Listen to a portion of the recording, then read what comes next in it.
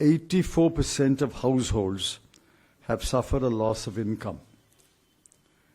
Per capita income has declined from rupees 1,08,645 in 2019-20 to rupees 1,07,801 in 2021-22, or maybe even less.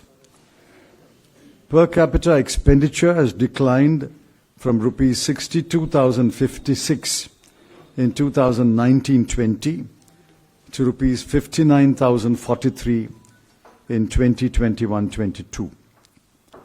An estimated 4.6 crore people have been pushed into extreme poverty. Huge learning loss among school children, especially children who live in rural India and are enrolled in government schools. Malnutrition, stunting, and wasting among children has increased, and India's rank in the Global Hunger Index has fallen to 101 out of 116 countries. The unemployment rates have reached 8.2% for urban and 5.8% of rural workers. WPI inflation is estimated at 12% and CPI inflation at 5.3%. These are hard facts. The hard facts should have been there before the finance minister. After the budget was presented, we asked ourselves, what has the budget done to address any of these grave challenges? The blunt answer is nothing. This budget has done nothing to address any one of the challenges that I've outlined. The government behaves and acts as though it is on the right path and has delivered on the issues that matter to the common people. This is false. This is also bull-headed obduracy. This also reflects the government's contemptuous disregard of the burdens and sufferings of the people. I was astonished, shocked, that the finance minister was outlining a plan for the next 25 years, which he called the Amrit Kal.